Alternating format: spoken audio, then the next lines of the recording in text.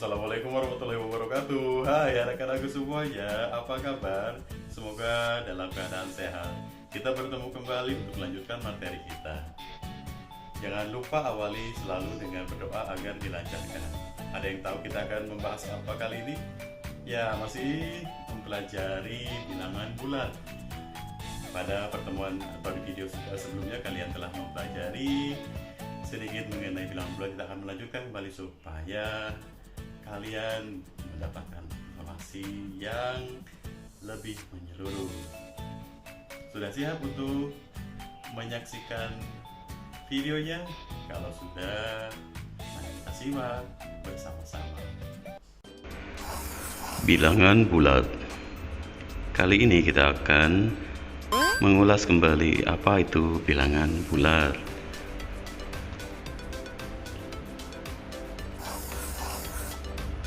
Tapi sebelumnya kita akan membahas dulu apa itu bilangan. Bilangan merupakan suatu konsep matematika yang memberikan nilai jumlah terhadap sesuatu yang dihitung. Hal ini yang membuat bilangan digunakan dalam pengukuran dan pencacahan. Nah, suatu bilangan punya yang namanya simbol atau lambang. Simbol ini kita sebut sebagai angka.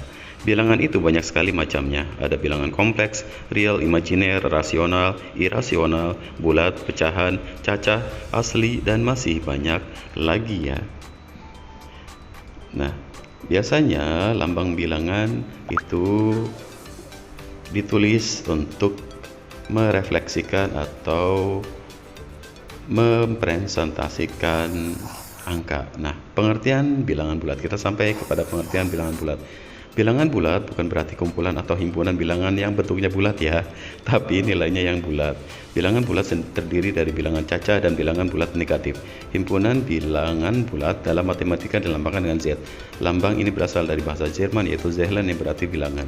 Nah, bilangan cacah sendiri merupakan himpunan bilangan yang terdiri dari bilangan 0 dan bilangan bulat positif. Bilangan bulat positif biasa juga disebut bilangan asli, merupakan himpunan bilangan bulat yang bernilai positif. Sementara itu bilangan bulat negatif merupakan himpunan dari bilangan yang mempresentasikan negatif. Nah, ini dia.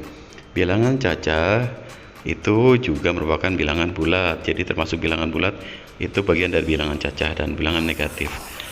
Nah, bilangan asli terbagi lagi menjadi bilangan ganjil, genap, prima, dan komposit. Bilangan ganjil merupakan himpunan bilangan yang bukan kelipatan 2 atau nilainya tidak habis dibagi 2. Kebalikannya, bilangan genap merupakan himpunan bilangan kelipatan 2 atau nilainya akan habis jika dibagi 2. Contohnya, 8 merupakan bilangan genap, karena jika dibagi dengan 2, nilainya akan habis atau tidak punya sisa. Beda lagi dengan 13. Coba 13 dibagi 2. Bisa tidak? Jawabannya bisa, tapi nilainya tidak habis, berarti 13 bukan kelipatan 2. Itu tandanya 13 termasuk bilangan ganjil.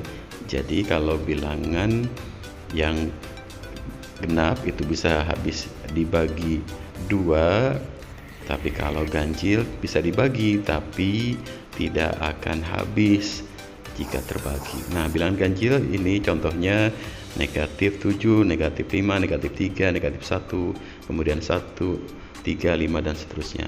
Lalu bagaimana dengan bilangan prima dan komposit ya? Bilangan prima merupakan himpunan bilangan yang lebih besar dari 1 dan hanya bisa dibagi oleh 1 atau bilangan itu sendiri.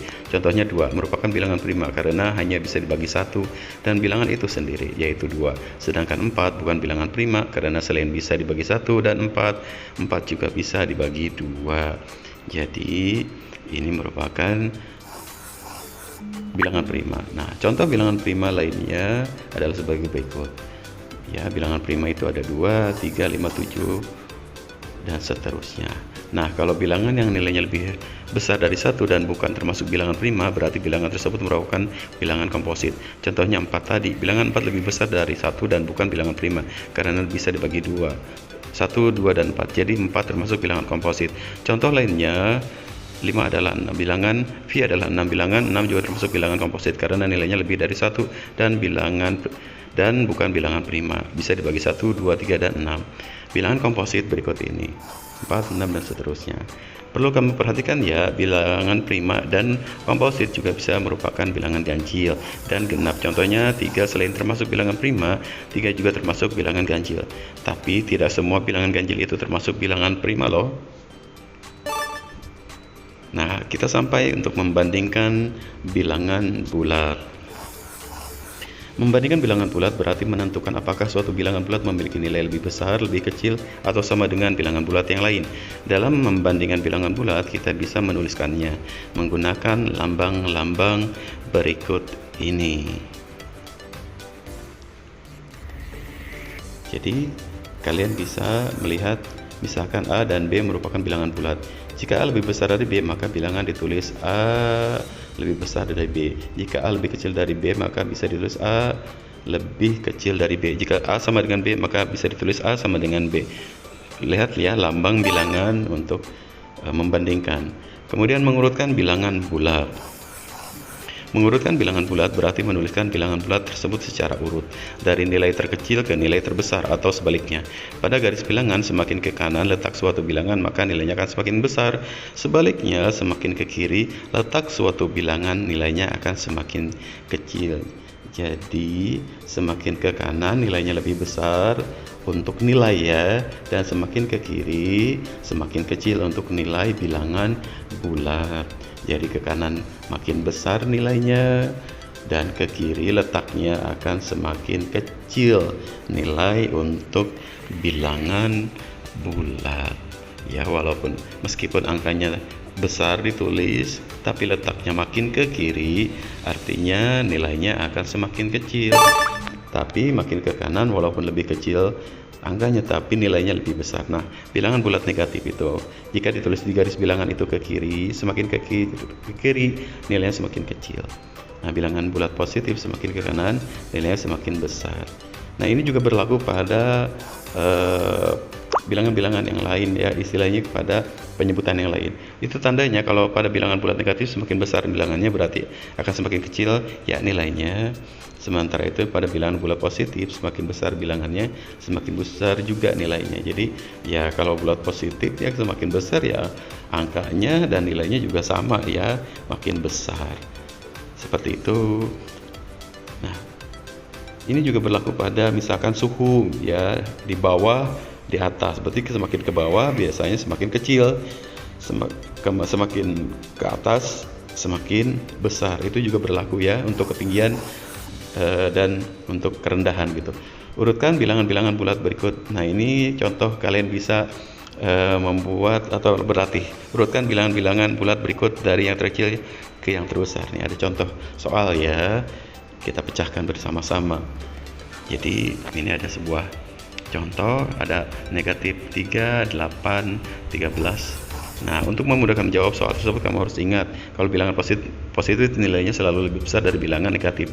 Jadi negatif 5 dan negatif 15, 3 dan negatif 15 nilainya sudah pasti lebih kecil dari 8 dan positif 13 ya, dan 1 juga. Nah, karena yang diminta soal adalah urutan bilangan dari yang terkecil, berarti kita tentukan nih antara negatif 3 dan negatif 15. Bilangan mana yang nilainya paling kecil? Kamu bisa buat garis bilangannya supaya tidak bingung. Nah, berarti dari 0 ke kiri ya, 0, negatif 1, negatif 2, negatif 3, negatif 4, dan seterusnya sampai negatif 15. Berarti arahnya semakin ke kiri kan kalau negatif. Berarti sebelum 3 itu 2, kemudian 3, kemudian negatif 4, negatif 5, dan seterusnya. Negatif 15 berarti adanya di paling sebelah kiri. Nah, kita lihat di garis bilangan ya, seperti ini. Lihat, nolnya ada di tengah, kemudian ke kanan itu positif, kemudian ke kiri itu negatif. Yang ditandai warna-warna itu adalah soal yang kita pecahkan tadi ya. Ada dari 0, kemudian negatif 1, negatif 2, negatif 3 yang berwarna biru, negatif 4, dan seterusnya. Ya, jadi urutan bilangan bulat yang terkecil ke yang terbesar adalah negatif 15 lebih kecil dari negatif 3. Kemudian 1, positif 1 itu lebih besar dari negatif 3. Jadi 1, kemudian 8, kemudian 13. Urutan dari yang terkecil sampai yang terbesar. Ya, begitulah pembahasan kita kali ini mengenai bilangan bulat. Ya, jika ada hal yang bisa kalian tanyakan, jika ada hal-hal yang kalian belum pahami. Kita akan berjumpa kembali. Terima kasih atas perhatian dan kerjasama kalian. Terima kasih, sampai jumpa.